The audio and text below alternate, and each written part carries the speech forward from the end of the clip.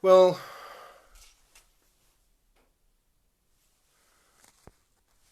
good afternoon, and I apologise for the late start today. We have I've been involved in parliamentary questions, and they've overrun. Um, okay, since last week, we've seen a couple of major announcements from both the Prime Minister, and more details of his announcement on Sunday came out yesterday. And we've also heard today from the Chancellor around the furlough scheme. So just to cover off a couple of those things before I get into the questions. A lot of people have emailed in, text, telephoned the office to ask what actually does all this mean. Well, I suppose the simplest solution, or the simplest way of explaining it to people, is that we are in lockdown and we are starting the phase of coming out of lockdown, and to do so we need to do that in a very phased and managed process. We do that to make sure that we don't get the second spike of infections within the community. As we've heard lots of people talk about the R. R has to be below 1, and as we know, it's between 0.5 and 0.9, depending on where you live in the country. People say, why are Scotland doing something different to Wales, something different to Northern Ireland?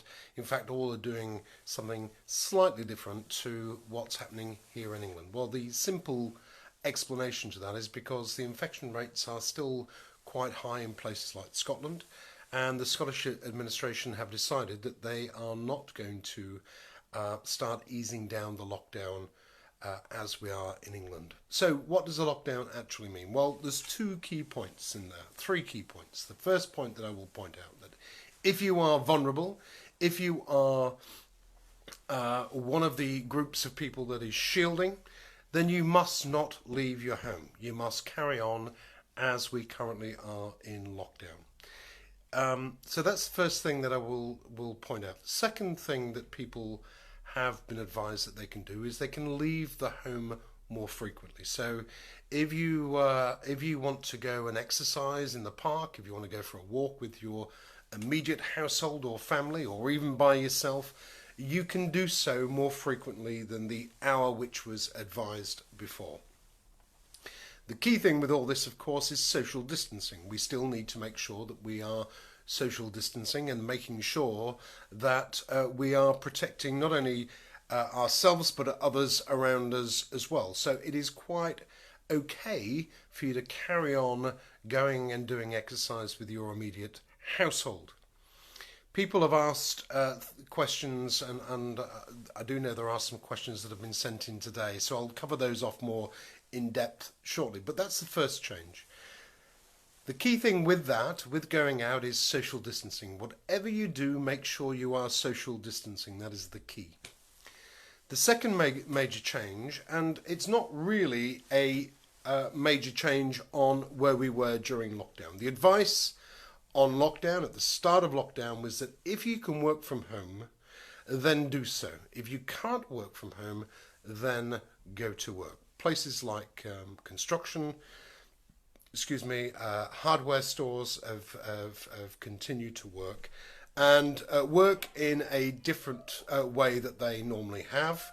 There has been, of course, social distancing. If you go down to your local Wilkinson's or your B&Q store, you will see that there are social distancing measures in place. So that has always been the case. The difference is now that the Prime Minister has said, if you want to go back to work, and you are able to go back to work, then you can go back to work, providing, of course, that you stick to the social distancing rules. So they're the two biggest changes. The first point that I will mention again, that is, if you are a vulnerable person, if you are shielding yourself from the virus, then it is incredibly important to make sure that you are staying at home still. The other thing that's been announced today, of course, is the furloughing scheme, and this will enable people in the Calder Valley, businesses in the Calder Valley, to have a staged return to work wherever they can. And the Chancellor recognises that this goes on over a period of time. In fact, the furloughing scheme has been announced today that it will carry on up until October. From August, it will be in a slightly different guise, details of which will be released at the end of this month. But on the whole, there is ample time. That'll be 8 months from the start of the furloughing scheme to October, that the government is supporting businesses to make sure that they can get through this process, retain the skill set within the business that they currently have, and hopefully not lay people off. So they're the two big announcements this week. Let me go over to some of your questions. And in fact, the first one is really on the same subject we've just been talking about. It says, "Hi Craig, I'm really confused about Boris's announcement on Sunday. Can you clarify what changes have been made and what this means in reality?" Well, and that's from Jan. Well, Jan, I think I've just explained the two major changes. You are allowed to meet up with family, so one person from another household. So for those grandparents, for example, that aren't shielding, that aren't from the vulnerable group, you can go to an outdoor space and meet up, providing you're social distancing, with one of your family members. So that's one of the key things to do. Bearing in mind, if you are unable to go back to work, there is nothing wrong with you staying at home. The furlough scheme is there precisely for that reason. If you have an employer where you can't social distance at work, or for whatever reason, the furlough scheme is there for you and to protect you and your job going forward.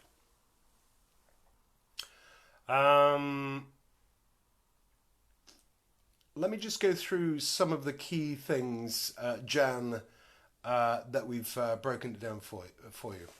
Under work, for the foreseeable future, workers should continue to work from home rather than their normal physical workplace, wherever possible. All workers who cannot work from home should travel to work if their workplace is open.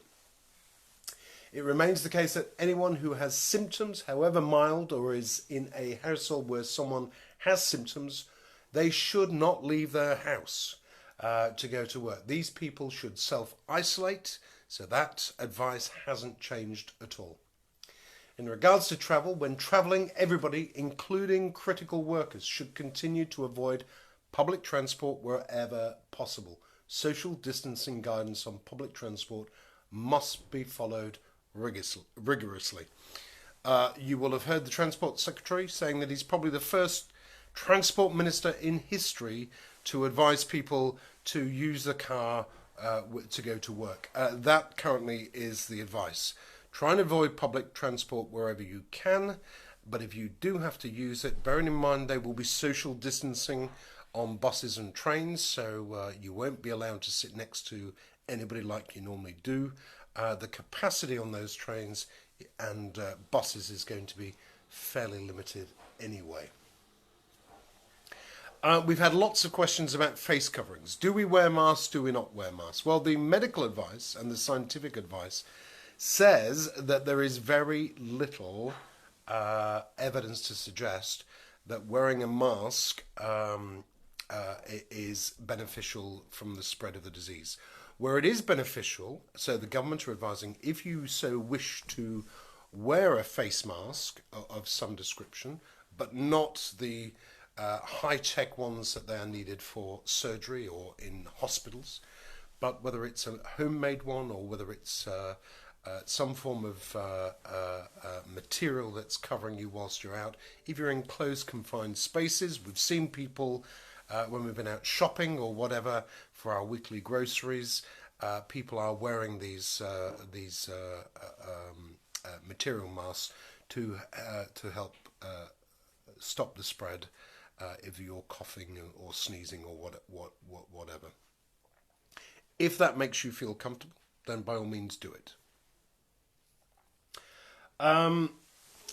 We've covered public spaces, and the other one is enforcement. Now, bearing in mind the police, I can tell you because I have a conference call every week with the Police and Crime Commissioner of West Yorkshire. I can tell you that there are many more police on the beat, and they are very much taking a light touch approach. So wherever possible, they are moving people on and advising them to social distance.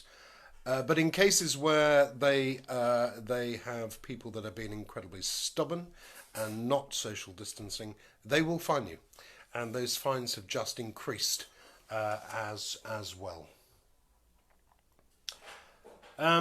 Okay, let's go on to question 2. Question 2 is from Hetty. Dear Mr. Whittaker, I am a furloughed worker who works in a local pub. I've heard reports that the government are planning to wind up the furloughing scheme, though there is no certainty as to when pubs may reopen and I can go back to work. Is it true that the government will be stopping this scheme by June? Well, that question obviously came in before the announcement today. We've heard the Chancellor say today that furloughing will continue all the way through to October, and the aim, and it is only an aspirational aim, it will all depend on the reinfection rate. They will review pubs and restaurants from June 1st, but that isn't a hard and fast date. If the infection rate starts to go up again, that will be put back further. But the furloughing scheme, it will continue at this stage all the way through to October. So, Hetty, you can rest assured that your wages will be covered up until that point. This one's from David, and it's about the local tips. Hi Craig, I'm glad the tips have reopened, even though it's just the 2 at Brighouse and Halifax. I live in Todmorden, which is obviously quite a drive from Halifax or Brighouse. Do you know when the other tips in Calder will reopen? Well, in short, David, no I don't. Calder Council will be reviewing their decisions around such matters as time progresses. The government, I can tell you, released guidance to local authorities last week around opening up the recycling centres. But the decision very much is down to each local authority and local council. You're right to say that Brighouse and Halifax have opened so far, and I believe this is due to staffing and measures that they've put in place to open the sites safely for those staff. I saw the council reported about 900 cars visited both sites yesterday when they reopened, with an average queue time of 60 minutes. However, I do suspect that will reduce as time progresses forward. Next question is from Olivia. Yeah, sadly we're getting far too many of these emails through, Olivia, and it's a really sad scenario for the family. But Olivia says, my granddad passed away last week, unrelated to coronavirus. I'm reading a lot of things on Facebook about the Crematorium in Elland and how the council are not allowing people into the chapel for a proper service. Is this true? Well, first of all, Olivia, I'm genuinely sorry to hear about your grandfather, and it's hard enough at the best of times, but when we're in a lockdown crisis like we currently are, it makes it even more difficult for people and families, if for nothing else, the grieving process as well. Sadly, Olivia, what you've heard is true. The council are one of a handful of councils around the country. Ironically, to West Yorkshire, this seems to be the case. They're only allowing up to 10 mourners to accompany the deceased, and they're only allowing them to the door of the crematorium.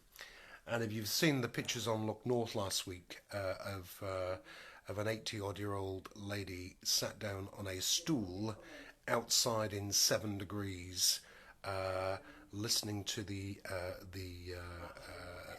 vicar try and give a bit of a service at the door of the crematorium.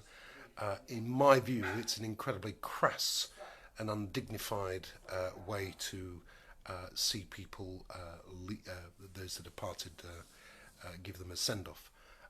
I can assure you that I and a lot of the councillors have been putting pressure on the local council to change this practice. It is not good enough. It's crass, it's undignified, and I've been calling on the chief executive and the leader of the council to change this policy. It is only West Yorkshire local authorities that are doing this, and there's absolutely no reason at all, although they will say that they need to disinfect the whole area inside the crematorium. But if they, in my view, if they keep the mourners down to immediate family, to a number around 10, then in my view they should be able to manage that. So sadly, Olivia, what you've heard is true, but you can be rest assured there are a lot of local councillors, and indeed myself, putting pressure on the council to change that process. This one's from John. John says, I'm a keen angler, but wasn't clear about Boris's advice on Sunday night. Can I now go fishing from Wednesday? And that's from John. Well, the simple answer, John, is yes, you can. You can go fishing, but of course make sure that you socially distance when you're doing so. I know when I go walking on the canal with Milo, my dog, and we pass the angler's pond there, we see lots of people fishing there. And as a rule, fishermen, and I'd say fishermen in the generic sense, of course, do fish in a self-isolating way. So carry on doing that. But yes, John, you can indeed go fishing.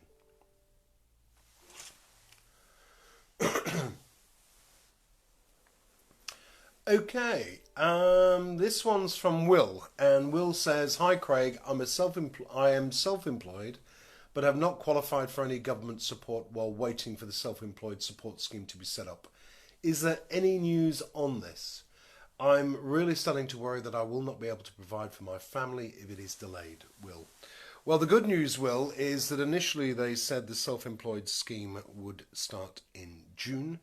And I can tell you that the application process, the income scheme process, is open from tomorrow. The Chancellor announced this yesterday, and money can be in your bank by the 25th of May. This is ahead of schedule, like I've said, which I'm really pleased about. But details can be found on your government website, and if you're self-employed, speak to your accountant as well about the process if you're unsure. Just so you know. Right. I've been asked to check my comments, which I'm struggling with on here because they're on the side. I'm having huge IT problems in the house today for some reason. So let me just check these comments here. Let me have a look.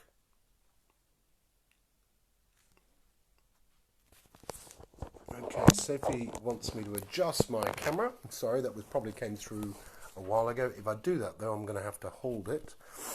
Let me just have a look. Okay, Sam Robinson says, why haven't we stopped the illegal immigrants from landing on our shores? It appears to be getting out of hand. How would you propose we do that, Sam? I presume you're talking about the asylum seekers that have been coming across the channel. I do know the Home Secretary is speaking with the French currently about us having the ability to return them. But the the the only thing we can really do, apart from return them to the French, is to process them through our asylum system. But I understand your sentiments, but it's not as straightforward as uh, one one would think.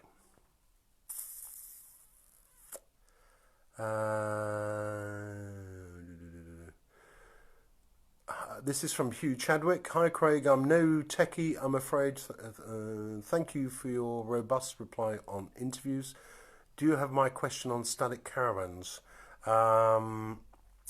If that's an email that you sent in, Hugh, I haven't personally seen it. We are getting about 150 emails a day still, and I dare say my team will be working through that. What else have we got? Okay, I'm not sure, Sam, whether that is true. The French Navy are escorting them to our waters. I think that is absolutely fake news. I can tell you that for nothing. So there you go.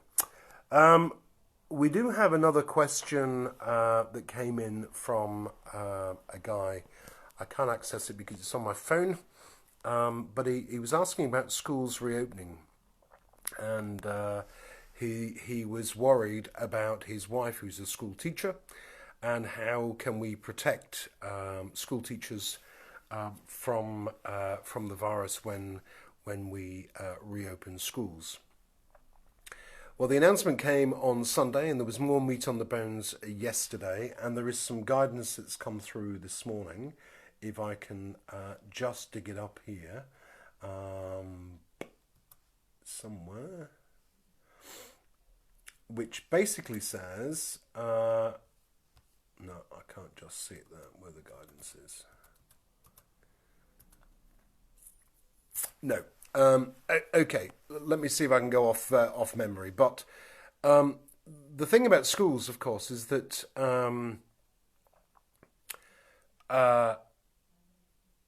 we currently have quite a lot of schools open that are educating our key workers' children. So teachers and schools are currently working under that environment and have adapted quite well to that. Not all schools, not all year groups in schools will reopen. I know year 6 is one of them, and year 1, and I think it's the transition years that will open. And there will be a maximum of 15 children per classroom. Bearing in mind that we have a lot of resource, because all school years aren't going back together, that means more of the school will be used for those year groups with teachers. But there is some very clear advice and guidance from government and from the medical officers that have come out about how we can achieve starting to reopen our schools from the next phase of lockdown, whenever that will come. But if you are worried about teaching, if you Google the government advice on teachers' safety when you return to work, that guidance has now been published.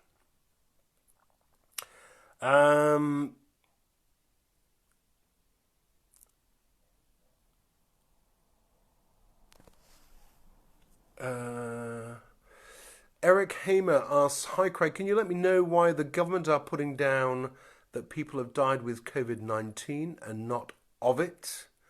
There is a massive difference, and the numbers won't look anywhere near as bad if this was being reported and recorded properly."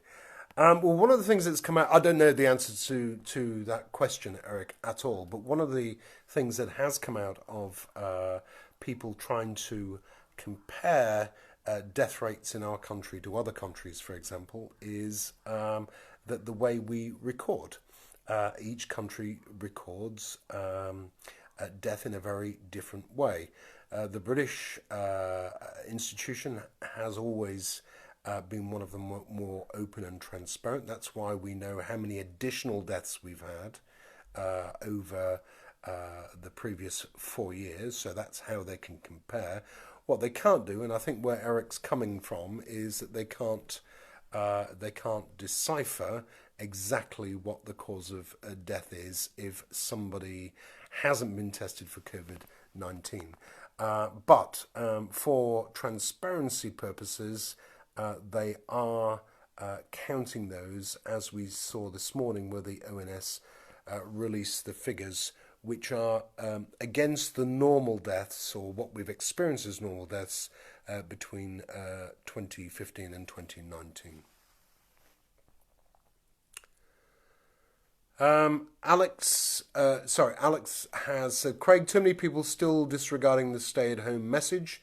Is it not time to be harder on these individuals? Well, the police do have the capability. When you see people that are absolutely just ignoring it and putting other people at risk or at harm, then the advice is to call the police. But on the whole, I think the majority of the population, I know when I take Milo out walking or for our daily exercise, people do social distance well. Even though they're out and about, they are social distancing, so that's important. But if you've got any problems whatsoever with people not doing the right thing, don't hesitate to pick up and speak to our local police force. Thanks, Rodney. I got your message there. Let me just see if there's anything else I haven't covered. No, I think that about wraps it up for today. We haven't had any other questions through. I think I've answered all the questions on the chat poppy-uppy thing.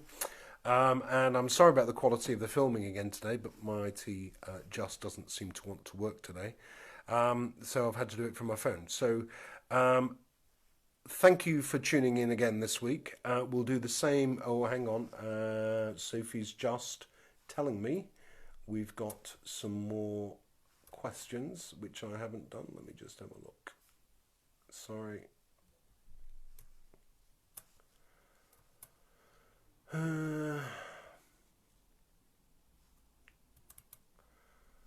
me see if I can open this on here.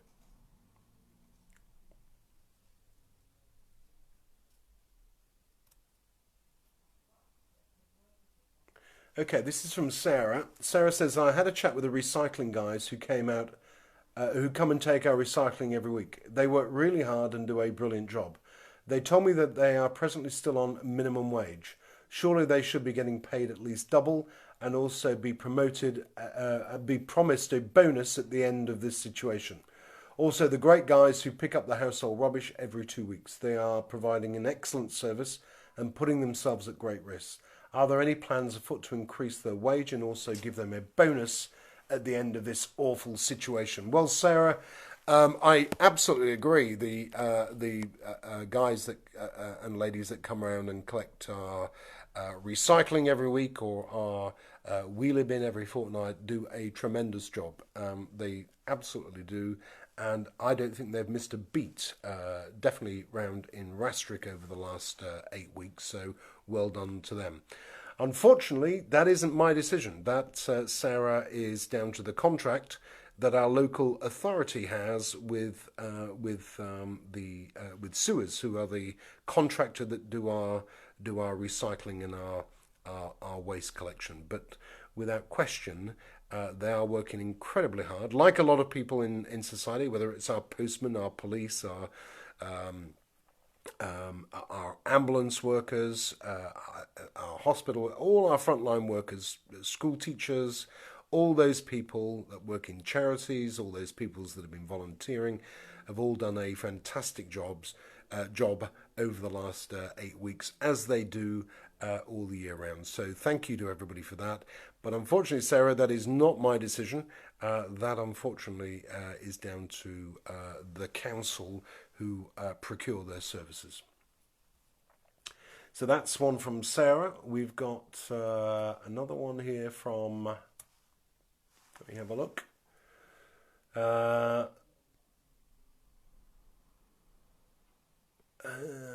David. Craig, what measures are being taken to ensure primary teachers are protected when they return to work? I think, David, I've already covered that one. So just to reiterate, if you Google government guidance for school teachers on return to work, the government guidance has been published, and that'll be very much in line with how they currently operate as they are educating our frontline workers. Keith Coots asks, why can't we find out how many people have recovered from COVID-19? Other countries are providing this information on the World Health website. We appear to be the only country not providing this information.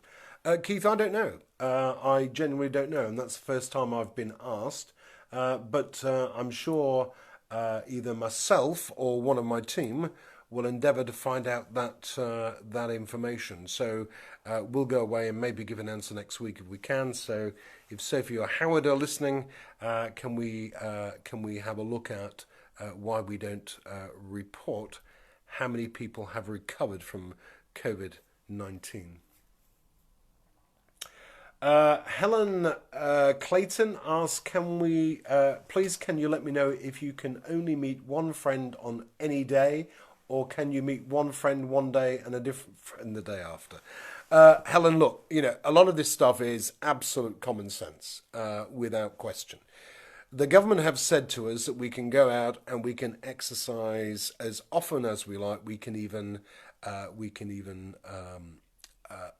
drive to wherever we want, provided we are socially distancing. So if you meet up with a friend in a park and you are social distancing, there is nothing wrong with that. If you do the same the day after and it happens to be somebody else, then yeah, why not? Just use common sense. The common sense is you can go out in the outdoor only. You can't go to other